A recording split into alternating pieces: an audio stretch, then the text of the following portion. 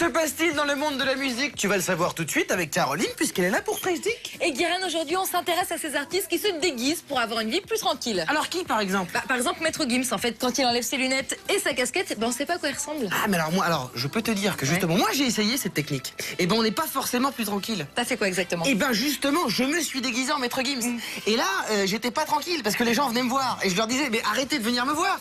Je me suis déguisé pour être tranquille. Alors Guérin, en fait, le concept, c'est tu es connu et tu te déguises pour pas qu'on connaisse ton vrai visage. Ah, donc par exemple, il faudrait que je me déguise en Père Noël. Alors non, c'est toujours pas ça. J'ai pas compris. On va regarder tout de suite les images. L'idée. Regarde, tu vas comprendre. D'accord.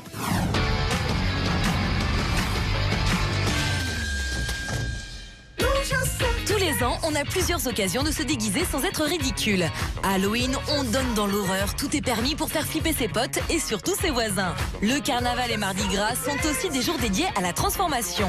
Eh bien, tu vas voir que certaines stars ont décidé de faire de leur vie professionnelle un carnaval pour être tranquille. Ça peut paraître bizarre dit comme ça, et ça l'est d'ailleurs, mais la liberté n'a pas de prix. Il y en a qui font dans la simplicité comme Maître Gims. Pour ne pas qu'on le reconnaisse quand il se balade dans la rue, il a tout simplement décidé de mettre des lunettes de soleil et une casquette. Et étonnamment, il paraît que ça marche très bien. Vita nous l'a même confirmé. Alors si Vita le dit, c'est que c'est vrai. J'ai pas la tête à faire la fête. Je dis foutez-moi la paix. J'ai pas la tête à faire la fête. Hey, assalamu alaikum, ici c'est Moussier Tombola. On pousse un peu plus l'excentricité avec Moussier Tombola. Alors lui, tout comme Maître Gims, il a toujours ses binocles noirs au bout du nez, mais par contre, c'est un bonnet de Père Noël qu'il porte sur la tête. Un peu relou en été, mais ça marche aussi. D'ailleurs, j'ai eu la chance de le rencontrer en vrai et je peux te dire que j'ai été incapable de le reconnaître. Malin ce Moussier. On est tous dans la place. Quoi que tu dis, c'est quoi que tu fais. Jean-Paul, t'as marché tous les têtes à Manos.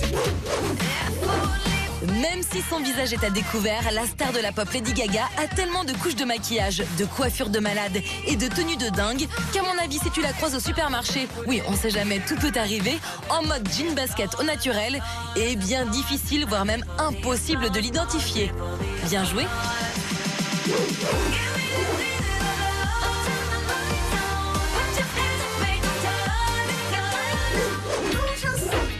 Enfin, ceux qui poussent l'anonymat au maximum ne sont autres que les deux membres de Daft Punk. C'est-à-dire que les deux stars ne dévoilent pas un poil de leur personne, casque, gants.